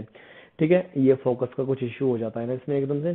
तो ठीक है, यहाँ पर जब ये एग रिलीज होगा तो यहाँ पर आप देखेंगे, यहाँ पर ये वाला जो पोर्शन है ये फिंगर लाइक स्ट्रक्चर्स हैं, ये ऐसे मूव कर सकते हैं। तो ये इस एग को क्या कर लेंगे, पकड़ लेंगे। और जब ये एग यहाँ जाएगा, मैंने बताया था इसमें यहाँ पर एक छेद होता है, 3D स्ट्रक्चर में आप देखोगे तो पोर होता है, जैसा कि मैंने यहाँ आपको ड्रॉ करके दिखाया है। ठीक है, इस पोर के जरिए ये एग अंदर एंटर कर जाएगा, और जो इन फिंगर लाइक प्रोजेक्शंस के जस्ट पीछे का एरिया है, ये वाला जो एरिया है, इसको बोलते हैं इनफंडिबुलम। इसको क्या बोलते हैं? इनफंडिबुलम। इसके थोड़ा सा और अगर हम पीछे चलें तो इसको बोला जाता है क्या? एम्प्यूला। इसके थोड़ा सा हम और इधर चलें तो इसको बोलते हैं क्या? इस्थमस। तो बेसिकली क्या है, इन तीनों चीजों को मिलाकर, इस्थमस, एम्प्यूला और इनफंडिबुलम, इन तीनों चीजों को मिलाकर जो बनता है उसको कहते हैं क्या? उसको कहा जाता है फैलोपियन ट्यूब। इसको क्या बोलते हैं? फैलोपियन ट्यूब इसको बोला जाता है। Okay guys, just give me a second.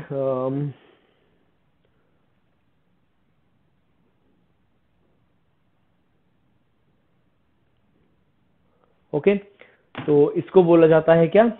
Fallopian tube. तो फैलोपियन ट्यूब के 3 कंपोनेंट है, इस्थमस, एम्प्यूला, इनफंडिबुलम, और फिम्बरी भी इसके टर्मिनल एंड पर प्रेजेंट होते हैं। तो सिलोमिक एग पता चल गया, ठीक है, कैसे ऊपर जाएगा, फिम्बरी इसको कैप्चर कर लेगी ऐसे कर करके, ओवरी है, ओवरी से रिलीज होगा, सिलोमिक एग है, इनफंडिबुलम है, एम्प्यूला है, स्टमक है, फैलोपियन ट्यूब है। ये समझ में आ गया। जो इधर का रहेगा पोर्शन इस यूटेरस का या फिर इस पूरे फीमेल रिप्रोडक्टिव सिस्टम का, वो ही इस इधर का भी ऐसे ही रहेगा, यहां पर भी एग ऐसे ही रिलीज होगा। यहां पर जो इंपॉर्टेंट चीज आती है गाइज, वो कुछ और मैं बताता हूं आपको। जैसे कि जब हम फैलोपियन ट्यूब से थोड़ा सा मीडियल लाइन की तरफ चलते हैं, इस पूरे रिप्रोडक्टिव सिस्टम की मीडियल लाइन, अगर मैं यहां बीच में एक ऐसे इमेजिनरी लाइन ड्रॉ कर दूं बीचों बीच, तो आप इसको बोलेंगे कि ठीक है ये मीडियल लाइन है। मीडियल लाइन की तरफ चलते हैं दोनों ही तरफ से, तो सबसे ऊपर की तरफ यहां पर एक मस्कुलर स्ट्रक्चर आपको ये नजर आता है। इसको बोला जाता है क्या? इसको कहते हैं यूटेराइन फंडस। क्या कहते हैं इसको? यूटेराइन फंडस इसको बोला जाता है। इसके बाद इस यूटेराइन फंडस के जस्ट नीचे यहां पर आपको एक लाइनिंग देखने के लिए मिल रही है इस तरह से, ठीक है। साथ ही में लेटरल साइड्स पर इस यूटेरस के दोनों तरफ यहां पर आपको लाइन मिल रही है, same goes with this side. तो बेसिकली ये जो लाइनिंग है इसको बोला जाता है, सबसे जो बाहर की लाइन है यहां पर अंदर की तरफ सबसे बाहर जो है, इसको बोलेंगे एंडोमेट्रियम। क्योंकि बाहर से अगर देखेंगे हम तो सबसे अंदर है ये, लेकिन अंदर से देखेंगे हम तो अंदर सबसे बाहर है। तो आप इसको एक साइड से याद रखिए, सिर्फ और सिर्फ हम इसको बाहर से अंदर की तरफ पढ़ेंगे, बाहर से अंदर की तरफ पढ़ेंगे, ठीक है। तो सबसे बाहर की लाइन जो है ये वाली कहलाएगी पेरीमेट्रियम, ये वाली जो लाइन है बेसिकली इसको बोलेंगे मायोमेट्रियम, और ये वाली जो लाइन है पूरी इसको बोलेंगे क्या? एंडोमेट्रियम, ठीक है। थोड़ा सा रफ कर लेते हैं, और भी चीजें कुछ एक्सप्लेन करनी है। समझ में तो आ रहा है ना ये सब आपको? बहुत इजी लैंग्वेज में समझा रहा हूं मैं। कोई डाउट्स वगैरह हो तो आप कनेक्ट कर सकते हैं, पूछ सकते हैं अपने डाउट्स वगैरह। ओके, तो ये आपको समझ में आया कि क्या है एंडोमेट्रियम, मायोमेट्रियम, पेरीमेट्रियम। आई होप ये वाला जो था आपको क्लियर हो गया होगा तीनों का। इसके बाद इसमें क्या है, मैंने जो यहां पर बताया, ये एंडोमेट्रियम जो लाइनिंग है, endometrium basically inner most lining है, और इसी एंडोमेट्रियम में जब ये वाला जो एग मैंने बताया था, ये एग यहां से जाएगा जाएगा जाएगा, ठीक है। एम्प्यूलरी इस्थमिक जंक्शन पर क्या होगा? स्पर्म और ओवम का क्या होगा बच्चों? फर्टिलाइजेशन होगा। उसके बाद ये एग जो है, ये वाला एग यहां आके क्या कर जाएगा? एम्बेडेड कर जाएगा, एम्बेड हो जाएगा, मतलब कि चिपक जाएगा। और जिस चीज से चिपकता है, जिस लाइनिंग में चिपकता है, उसको बोलते हैं क्या? Endometrium lining. मेंस्ट्रुअल साइकिल के दौरान जो ब्लीडिंग होती है, जब फर्टिलाइजेशन नहीं होता तो ब्लीडिंग होती है लास्ट के डेज में, 4-5 दिन में, तो उस टाइम उस दौरान क्या होता है, ये एंडोमेट्रियम जो है ये टूट जाती है, ब्रेक हो जाती है, और ये ब्लड के साथ साथ निकल के बाहर आ जाती है। तो ये बेसिकली चीज है। इसके बाद इस एंडोमेट्रियम के बीच में आपको यहाँ पर काफी सारी खाली जगह नजर आ रही होगी। ठीक है बच्चों, इस खाली जगह को बोला जाता है क्या, यूटेराइन कैविटी। क्या बोलते हैं इस खाली जगह को, यूटेराइन कैविटी। साथ ही में जब हम इस यूटेराइन कैविटी से नीचे की तरफ आते हैं तो लेटरल साइड पर दो फ्लैशी आपको ये मसल्स टाइप के नजर आएंगे, इसको बोला जाता है क्या, सर्विक्स। क्या बोलते हैं इसको, सर्विक्स। और सर्विक्स का जो यहाँ पर ये वाला ओपन पोर्शन है इसको बोला जाता है सर्वाइकल कैनाल। क्या बोलते हैं इसको, सर्वाइकल कैनाल। इसके बाद यहां से स्टार्ट होती है क्या, वेजाइना। इसके नीचे का जो पोर्शन है इसको बोला जाता है वेजाइना। ओके गाइस, तो इसके नीचे के पोर्शन को क्या बोलते हैं, वेजाइना बोलते हैं। इसके बाद चलो देखो, ये कुछ चीजें हो गई, endometrium, myometrium, pyometrium, perimetrium, cervix, cervical canal, vagina, ovary, fimbriae, infundibulum, ampulla, isthmus, fallopian tube, uterine fundus, uterine cavity. ये वाला डायग्राम आपको अच्छे से समझ में आ गया। इसमें कुछ और भी इंपॉर्टेंट चीजें हैं, जैसे कि अगर आप इस डायग्राम को देखेंगे तो यहां पर आपको नजर आएगा जो चीज मैं अभी आपको बता रहा था, एंडोमेट्रियम, मायोमेट्रियम, पेरीमेट्रियम, वो सारी की सारी यहां लोकेटेड है। ये क्या है, अब ये है एक फीमेल का सेक्शनल व्यू है फीमेल रिप्रोडक्टिव सिस्टम का, जिसमें कि क्या है बेसिकली, यहां से लेकर और यहां तक के पोर्शन को, जो मैंने कहा था आपसे कि ये है वेजाइना, तो वो यहां से लेके यहां तक के पोर्शन को वेजाइना बोलते हैं। इसको, इस डायग्राम को हम ऐसे समझेंगे, मान लीजिए मैं एक फीमेल हूं, मतलब हूं तो मैं मेल, लेकिन आप मान सकते हैं मैं एक फीमेल हूं, मैं इस तरह से खड़ा हूं और मेरी बॉडी को इस तरह से काट दिया जाए बीच में से, इधर की बॉडी इधर गिर जाए आधी और इधर की इधर गिर जाए। इस तरह से जब आप देखेंगे तो आपको कुछ ऐसा नजर आएगा। तो ये वाला पोर्शन जो था ये हो गया वेजाइना। इसके ऊपर यहाँ पर सर्विक्स प्रेजेंट है, ये एंडोमेट्रियम, मायोमेट्रियम वगैरह हैं, और फिर इसी के पास में माइक्रोस्कोपिक ओवरीज वगैरह भी होते हैं। यहाँ पर आपको कुछ और चीजें देखने के लिए मिलेंगी, जैसे कि आपको ये दिख जाएगा, ये वाला जितना भी पोर्शन है ये यूरिनरी ब्लैडर है, और ये वाला जो पोर्शन है ये प्यूबिक सिम्फाइसिस है। प्यूबिक सिम्फाइसिस बेसिकली क्या होता है, जहां पर फीमेल्स में, एडल्ट फीमेल्स में क्या होता है, प्यूबिक हेयर्स वगैरह प्रेजेंट होते हैं। ये एक फैटी कुशन का होता है, थोड़ा सा फैटी एरिया होता है यहाँ पर, ठीक है। और ये वाला जो पोर्शन है जहां पर फीमेल रिप्रोडक्टिव सिस्टम में ओपनिंग होती है वेजाइना की, या फिर यूरेथ्रल ओपनिंग होती है, इसको बोला जाता है क्या, वेजाइनल ओरिफाइस। इसको क्या बोलते हैं, वेजाइनल ओरिफाइस। यहाँ पर कुछ और भी इंपॉर्टेंट चीजें हैं, जैसे कि आपको ये एक बड़ा सा फ्लैशी फोल्ड नजर आ रहा होगा। ये जो बड़ा सा फ्लैशी फोल्ड है फीमेल रिप्रोडक्टिव सिस्टम में, जो वेजाइनल ओरिफाइस है, उसको बेसिकली प्रोटेक्शन देने के लिए, कवर करने के लिए ये दो बड़े फ्लैशी फोल्ड होते हैं, इनको बोला जाता है लेबियम मेजोरा या लेबिया मेजोरा। इसके अलावा इसमें इनके इन फ्लैशी फोल्ड के अंदर भी दो छोटे फ्लैशी फोल्ड होते हैं, उनको बोला, अब इनके बारे में डिटेल में बताऊंगा मैं सब कुछ, इनको बोलते हैं लेबिया माइनोरा। अब जो दो छोटे फ्लैशी फोल्ड हैं जहां पर, जिनको हम लेबिया माइनोरा कह रहे हैं, जहां पर इन फ्लैशी फोल्ड का फ्यूजन होगा, उस जगह के जस्ट थोड़ा सा पास में ही, बिल्कुल एकदम एक थोड़ा सा टिनी फिंगर लाइक प्रोजेक्शन है, टाइनी फिंगर लाइक प्रोजेक्शन, जो कि फीमेल्स में होमोलोगस होता है मेल्स के पीनस से। तो क्लाइटोरिस बिल्कुल एकदम मेल पीनस के जैसा है, इसका साइज सिर्फ थोड़ा छोटा है, बाकी जो muscle tissues, erectile tissues present होते हैं मेल पीनस में, वो भी यहाँ पर प्रेजेंट होते हैं। उसके बाद आप यहाँ देख सकते हैं ये वाला जो पोर्शन है फीमेल्स में, अगेन यूरेथ्रा है, प्यूबिक सिम्फाइस बता दिया, यूरिनरी ब्लैडर, और ये क्या है, यूटेरस है। तो आई होप ये वाला डायग्राम भी आपको क्लियर हो गया होगा।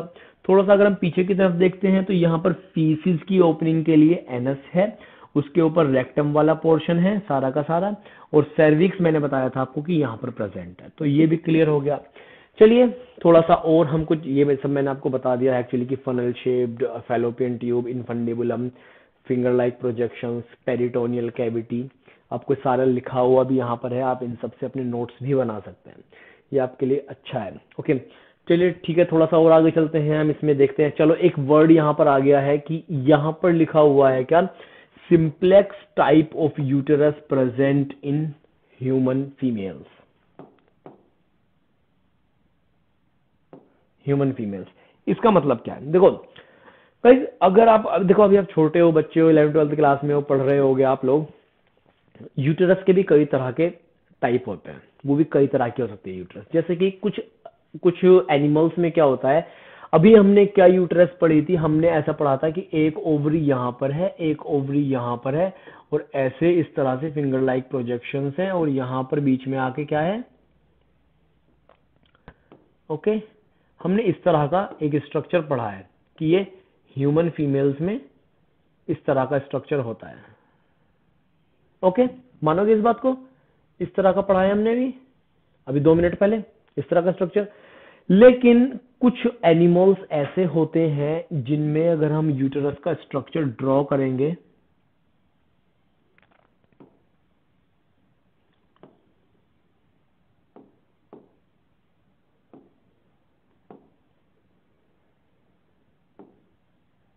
वो इस तरह का होता है।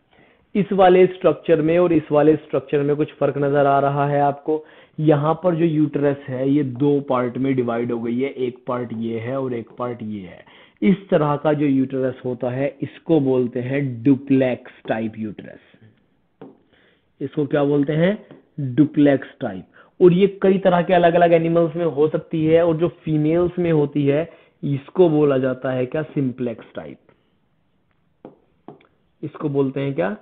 Simplex type of uterus. तो सिंप्लेक्स ह्यूमंस में होता है, डुप्लेक्स और किसी जानवर में हो सकता है। आपको उनके नाम अभी याद रखने हैं, सिर्फ सिंप्लेक्स और डुप्लेक्स में फर्क आपको पता होना चाहिए। जो इसकी शेप होती है यूटेरस की, वो इन्वर्टेड पेयर के जैसी होती है। जैसे कि उल्टी नाशपाती, नाशपाती जानते हैं आप लोग क्या होता है? एक फ्रूट होता है, उल्टी नाशपाती की जैसे होती है इसकी शेप। और इसके अलावा इसमें और क्या इंपॉर्टेंट चीजें हैं, जैसे कि मैं आपको बता देता हूँ, जो कैविटी है सर्विक्स की मैंने बता दिया, सर्वाइकल कैनाल है। उसके अलावा ठीक है, कुछ छूटना नहीं चाहिए आपका इसमें। चलिए, हाँ अब बात करते हैं थोड़ा सा हम कुछ इंपॉर्टेंट चीजों के बारे में। जैसे कि यहाँ पर एक वर्ड लिखा हुआ है मॉन्स वेनेरिस या फिर मॉन्स प्यूबिस, इसको बोलते हैं। जो फीमेल्स में जो फ्लैशी फोल्ड होते हैं, या फीमेल वेजाइनल ओपनिंग से अगर हम थोड़ा सा ऊपर की तरफ चले जाएं, क्लाइटोरल जो एक्सटेंशन होता है उससे भी थोड़ा ऊपर चले जाए, जहां पर एडल्ट फीमेल्स में प्यूबिक हेयर्स प्रेजेंट होते हैं, वहां पर एक एक एरिया होता है जिसमें काफी ज्यादा फैटी टिश्यू प्रेजेंट होते हैं। ओके, इसको बोलते हैं it is a cushion of fatty tissue और सब क्यूटेनेशियस कनेक्टिव टिश्यू। बेसिकली फीमेल्स में, यहाँ पर एडल्ट फीमेल्स में प्यूबिक हेयर प्रेजेंट होते हैं, तो यहाँ पर काफी ज्यादा फैट वगैरह भी होता है। इस एरिया को बोला जाता है मॉन्स वेनेरिस या फिर मॉन्स प्यूबिस। इसके बाद एक मैंने आपको बताया लेबिया मेजोरा। देखिए, ओके, तो अगर हम इसका स्ट्रक्चर ड्रॉ करके देखें,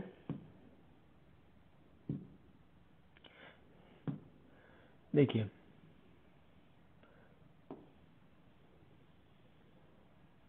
ठीक है, लेबिया मेजोरा 2 बड़े फ्लैशी फोल्ड्स हैं जो कि वेजाइनल ओरिफाइस के दोनों लेटरल साइड पर प्रेजेंट हैं, या हम कह सकते हैं यूरेथ्रल ओपनिंग या वेजाइनल ओपनिंग के लेटरल साइड पर है। इसको बोलते हैं क्या? Labium majora.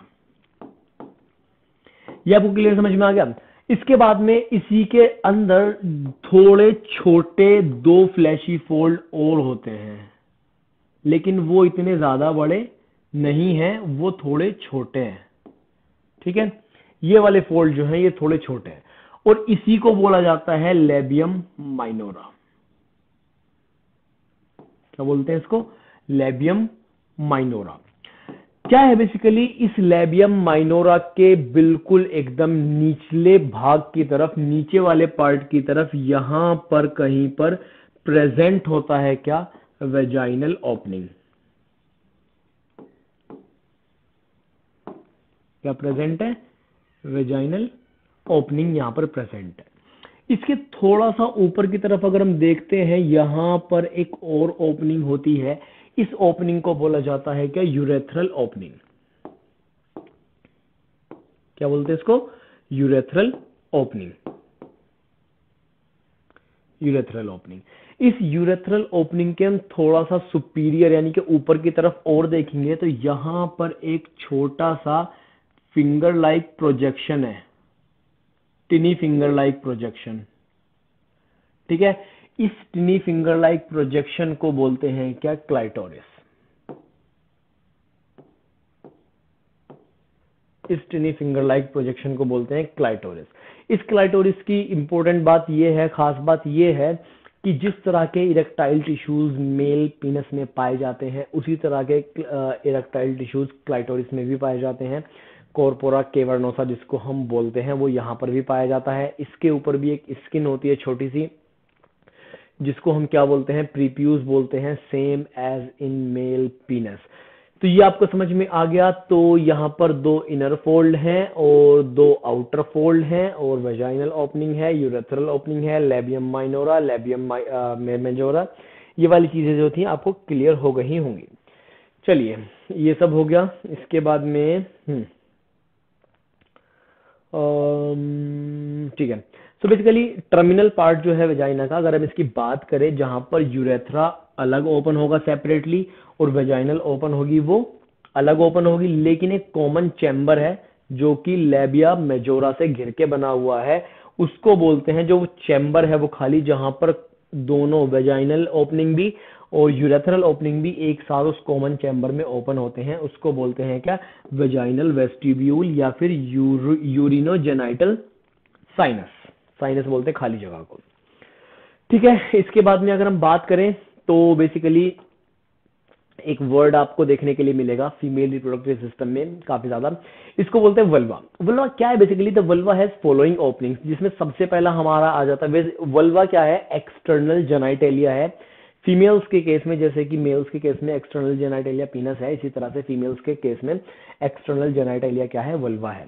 तो वल्वा में कुछ चीजें प्रेजेंट होती हैं वल्वा में, जैसे कि सबसे पहले इसमें मैंने आपको बता चुका हूं, एक यूरेथ्रल ओपनिंग होती है, एक वेजाइनल ओरिफाइस है यानी कि वेजाइनल ओपनिंग है, और वेजाइनल ओपनिंग जो होती है बेसिकली उसके अंदर एक म्यूकस मेम्ब्रेन होती है, बहुत पतली हो सकती है वो मेम्ब्रेन, जिसको बोला जाता है क्या? Hymen. Hymen is basically we can say कि बाय बर्थ प्रेजेंट होती है फीमेल्स में, बट कुछ लोग सोचते हैं कि hymen is the sign of virginity, but it is not the true sign of virginity. Hymen कई तरह से ब्रेक हो सकती है, जैसे कि during coitus, during sexual intercourse जिसको कोइटस बोलते हैं, during cycling, horse riding, heavy sports और कई तरह की चीजें, हैवी वर्कलोड करने पर भी ये इसका जो है ब्रेकडाउन हो सकता है। So that is why it is not the true sign of virginity. Wall एक जो लेयर होती है, कवरिंग होती है, जिससे किसी ओपनिंग को अगर हम बंद कर दें तो उसको सेप्टम भी कहा जाता है, तो इसका नाम है हाइमन। उसके बाद क्या है? एक और ओपनिंग होती है इस वल्वा में, जो ये कॉमन चैम्बर था हमारा, इसको बोलते हैं opening of Bartholin's duct. These are openings of 1 pair Bartholin's gland. Basically ये पेयर में प्रेजेंट होते हैं। अगर क्वेश्चन पूछ ले कि बार्थोलिन्स ग्लैंड सिंगल होते हैं या पेयर में होते हैं, तो ये पेयर में प्रेजेंट होते हैं। ये इनका दूसरा नाम क्या है? Greater vestibular glands. ये कहाँ प्रेजेंट होते हैं? Situated on lateral side of vagina. Pair में होंगे, अगर कोई भी चीज पेयर में है तो एक इधर प्रेजेंट है, एक इधर प्रेजेंट है, बीच में अगर वेजाइना है तो एक इधर प्रेजेंट है, एक इधर प्रेजेंट है, तो इसी तरह से होंगे। और क्या करते हैं? They secrete alkaline fluid during sexual excitement. Basically lubrication वगैरह के लिए ये कुछ ल्यूब्रिकेटिंग फ्लूइड सिक्रीट करते हैं। Now let's talk about breast. Breast के बारे में थोड़ा सा बात करते हैं, क्या क्या इंपॉर्टेंट चीजें हैं, क्या क्या इसमें देखने के लिए मिलती हैं चीजें। ब्रेस्ट की अगर हम बात करें तो mammary glands are paired structure, जिनको हम ब्रेस्ट कहते हैं। मेमोरी ग्लैंड्स को ही हम ब्रेस्ट कह सकते हैं एक तरह से, क्योंकि ब्रेस्ट के अंदर मेमोरी ग्लैंड्स ही भरे हुए होते हैं। और इसमें कुछ बहुत सारे, मैंने बताया, ग्लैंडुलर स्ट्रक्चर्स होते हैं, टिश्यूज हैं, फैट वगैरह भी इसके अंदर काफी ज्यादा मात्रा में पाया जाता है। And glandular tissues of each breast, इसमें लगभग 15 से 20 मेमोरी लोब्स प्रेजेंट हो सकते हैं। अभी मैं इसका स्ट्रक्चर आपको दिखाता हूँ, समझाता हूँ कि आपको इसके स्ट्रक्चर से आप कैसे पढ़ सकते हैं। So basically this is the structure of memory gland. अगर हम इसकी बात करें तो मेमोरी ग्लैंड में सबसे पहले सबसे बाहर की तरफ अगर आप एक लेयर देखोगे, ये वाली लेयर जो है, तो इसको बोलते हैं एरियोला। क्या बोलते हैं इसको? एरियोला। सबसे बाहर की तरफ एक ओपनिंग होती है यहाँ पर। इस ओपनिंग पर ये किस पर प्रेजेंट होती है? निप्पल पर ये एक ओपनिंग होती है। इसके बाद क्या है, अगर आप यहाँ से देखोगे इसमें, तो ये वाले स्ट्रक्चर जो आपको नजर आ रहे हैं ये रिब्स हैं बेसिकली, क्योंकि इसको भी किस तरह से काटा गया है। अगर मैं इस तरह से खड़ा हो जाऊं, मेरी बॉडी को बीच में से ऐसे काट दिया जाए, और अगर फीमेल बॉडी में ब्रेस्ट लोकेटेड है उसको ऐसे काट दिया जाए, तो वो नजर आ जाएगा आपको, क्योंकि रिब्स आपको यहाँ पर इस तरह से प्रेजेंट होंगे, जैसे मैंने यहाँ पर ये पेन भी लगाया हुआ है इस तरह से। ठीक है, तो आपको नजर आ रहे हैं या रिब्स नजर आ रहे हैं, मसल्स बिटवीन रिब्स, जो रिब्स के बीच में मसल्स होती हैं वो नजर आएंगे। और यहाँ पर एक मसल होती है बहुत ही इंपॉर्टेंट, जो एमबीबीएस में आपका दिमाग खा जाएगी अच्छे से, इसको बोलते हैं pectoralis major, pectoralis major muscle.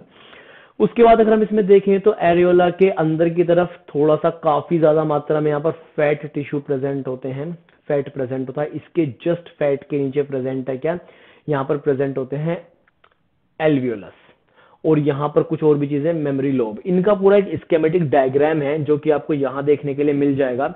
System में पूरा की सबसे पहले क्या प्रेजेंट है, एल्वियोलाई, और इसको एसिनाई भी बोलते हैं। फिर मेमोरी ट्यूब्यूल्स हैं, फिर मेमोरी डक्ट्स हैं, फिर मेमोरी एम्प्यूला है, फिर क्या है आगे जाके one lactiferous duct which opens on surface of nipple, जो कि यहाँ पे आके ओपन होगी। और फिर जो बेबी है ड्यूरिंग लैक्टेशन, जन्म होने के बाद में जब मदर उसको फीड करती है, तो वो इस निप्पल से मिल्क निकलता है और वो उसको सक आउट कर लेता है। ठीक है, ये समझ में आ गया आपको। तो ये वाली सारी चीजें मैंने आपको बता दी हैं। एंड कुछ और भी चीजें हम पढ़ेंगे, जैसे कि एक इंपॉर्टेंट चीज मुझे आपको ये बतानी है यहाँ पर, IgA। IgA बेसिकली क्या है, अभी हम लैक्टेशन वगैरह में भी ये सारी चीजें पढ़ेंगे। IgA है इम्यूनोग्लोबिन ए, एक एंटीबॉडी का नाम है जो कि मदर्स मिल्क में प्रेजेंट होती है। इसको आप लोग याद रख लो, एक ट्रिक भी बताऊंगा इसे याद रखने की, इसलिए अभी इसको बता रहा हूं मैं, क्योंकि जब मैं आपको ये वाला टॉपिक पढ़ाऊंगा lactation, child birth and lactation, parturition and lactation, तो वहां पर आपसे मैं ये एंटीबॉडी का नाम पूछूंगा, तो आप इसको अभी से याद करके रखो। So guys, this was all about female reproductive system. कोई डाउट्स रह गए हो आपके तो आप जरूर पूछिएगा, फ्री में नोट्स आपको मिल जाएंगे एफिनिटी के ऊपर। लास्ट तक हमारे साथ में बने रहिए, नीट की गारंटी हम आपकी लेते हैं।